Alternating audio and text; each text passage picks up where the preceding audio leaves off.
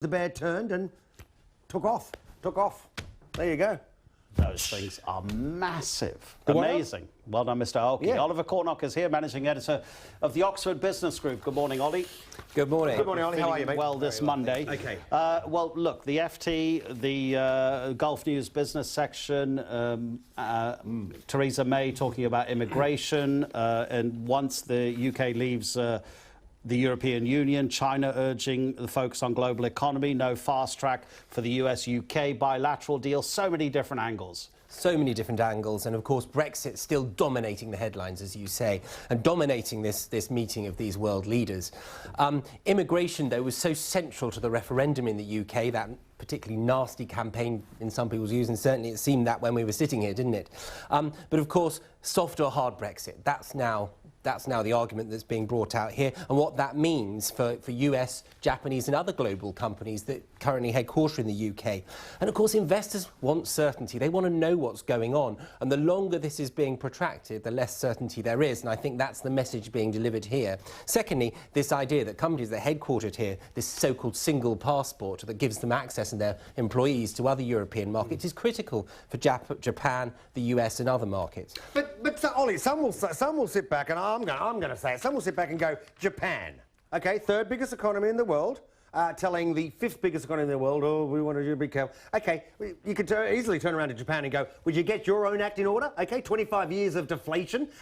You've done no structural reforms, right? So Japan's out the way. What about the United States? Obama is not going to be in the chair for a couple of months, and we could very well have a Trump presidency, and that will change the entire landscape. And I do think that's a very fair point. What is going to be achieved at this meeting, really? Central bankers are at their wits' end knowing what to do with the global economy at the moment. There's stagnation with the election in the US. Not much is really happening on foreign policy, although goodness me, there's a demand for it. Sure. So you're right, there is a real, I think it's navel-gazing. Yeah. OK, Indeed. so if it's difficult to kickstart the global economy just from a meeting of 20 world leaders, plus the IMF and a couple of other financial institutions. What about a bilateral deal between the UK and the US? Because that was a big deal for both campaigns, Remain and Leave. And President Obama says, you know what, you're not necessarily our top priority.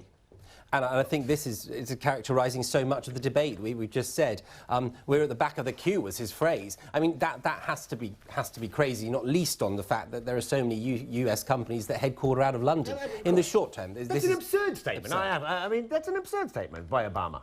I mean, it's an absurd statement. He's gone. He's gone. He's out. He likes collective trade deals. He's out. I think he's also probably having to compete with somebody who's grabbing the headlines. Trump is grabbing Good headlines. point. Exactly. Where we are, you don't see many Obama headlines at the moment.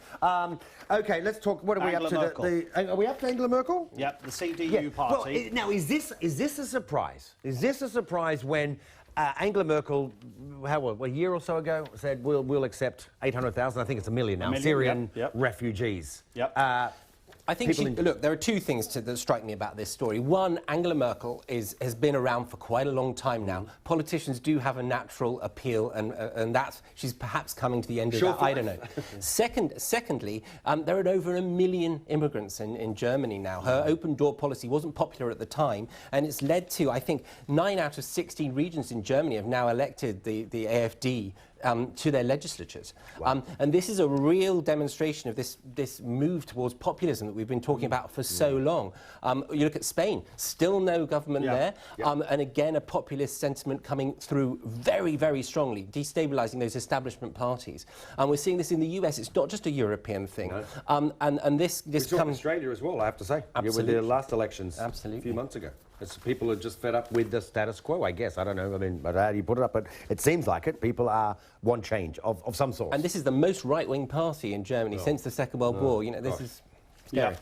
What a picture in the Philippine Star of St. Peter's Square here for the canonisation of an Albanian-born nun who made, of course, her reputation in the city of Kolkata. And apparently a doctor had to be consulted to confirm the recovery of the miracle that eventually confirmed her transition to sainthood. A boy with a brain tumour having been cured. A brain infection of some sort, and there are two stages to becoming a saint. There's beatification and canonization. I think there has to be a verified miracle for part of this process. Anyway, an enormous turnout in St. Peter's yesterday, and of course the Pope, who's incredibly charismatic. Yes. This really plays to his central message, doesn't it?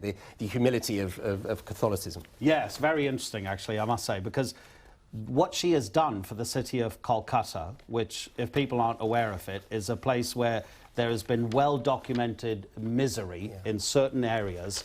She devoted her entire life to helping people who had absolutely nothing, and her legacy is extremely strong in that part of India. And, of course, a huge Catholic population in the Philippines itself. Yes. Indeed. Yeah. Let's quickly move on. Let's talk about this in the Independent. Britain, second biggest arms dealer in the world.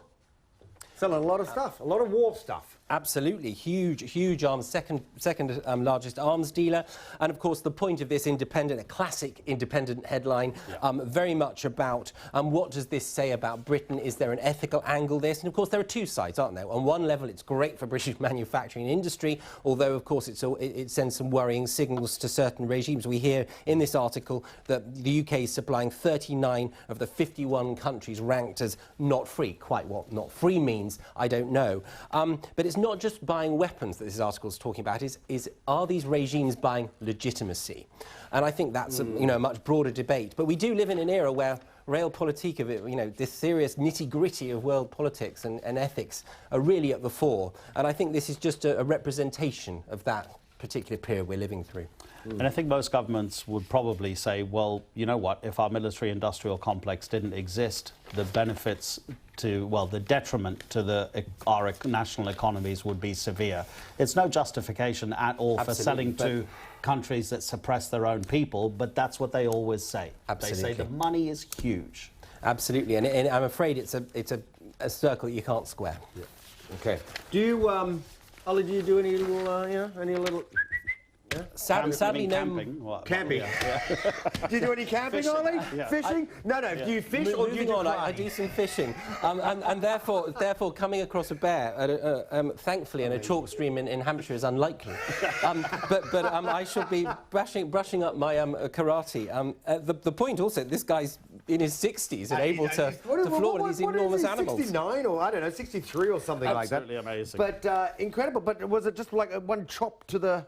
1.7 metres tall. And he takes his eye eye out. By the way, the bear. He takes the bear's eye out with one presumed chop. The point, though, I mean, presumably, is that you're not meant to engage with. You read all the stuff if you're not meant to engage with bears, and he's gone and done this, and it's truly amazing. And he'll be, I suppose, a hero for martial arts people around the world. He will indeed. Yeah, he said, I thought it was kill or be killed. And when you're confronted with a massive beast like that, I suppose. Ollie Cornock, thank you very much indeed. Have a lovely week. Thank you. I really appreciate your company. Bye-bye. Bye.